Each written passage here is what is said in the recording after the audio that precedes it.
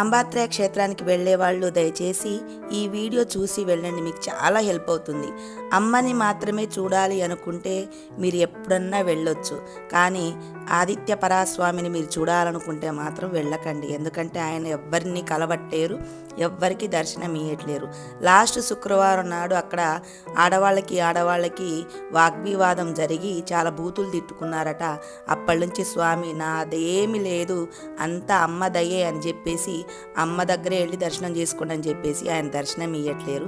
ఆయన కోసం వెళ్ళేటోళ్ళు ఎవ్వరూ కూడా అక్కడికి వెళ్ళకండి. మీ కష్టాలు మీరు అమ్మవారికి చెప్పుకోవాలనుకుంటే మాత్రం వెళ్ళండి. చక్కగా లక్ష్మీదేవికి, పార్వతికి, సరస్వతికి మీకొచ్చిన శ్లోకాలు చదువుకొని చక్కగా పూజ చేసుకోండి.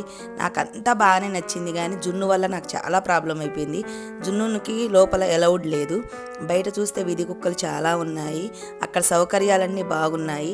టాయిలెట్స్ అయితే చాలా శుభ్రంగా ఉన్నాయి, కానీ ఆడవాళ్ళు ఎక్కడ పోయినా తమ బుద్ధులు చూపించుకోరు అన్నట్టు ఆడ పువ్వులు తీసి అందులో పడేయడం వల్ల అక్కడ వాళ్ళ స్వామి వాళ్ళ మాతృమూర్తి ఉంటారు కదా, ఆమె అన్నారు, ఆడవాళ్ళు కొంచెం శుభ్రంగా ఉంటే చాలా బాగుంటుంది కదా, ఎవరన్నా బాత్రూంలో పువ్వులు వేస్తారా అమ్మ అంటే నాకు కూడా బాధ అనిపించింది.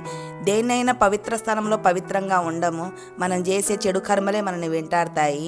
దయచేసి వెళ్ళినప్పుడు శుభ్రత పాటించండి. అమ్మవారు మాత్రం దివ్యమానంగా చాలా బాగున్నారు. జున్ను టెన్షన్ తప్ప అదర్వైజ్ నాకంతా బాగానే జరిగింది, చాలా చక్కగా జరిగింది.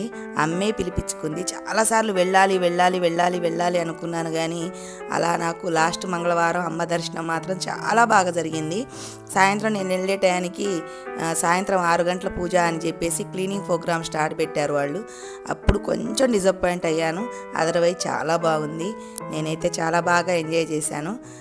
దూరం చాలా ఎక్కువ, లోపల కొంచెం రోడ్లు కూడా కొంచెం బాగుండవు. చూసేటప్పుడు మీ దూర ప్రాంతాల నుంచి వచ్చే వాళ్ళు ఎవరైనా సరే కొంచెం ఈ టైము ముందే బయలుదేరితే బాగుంటుంది.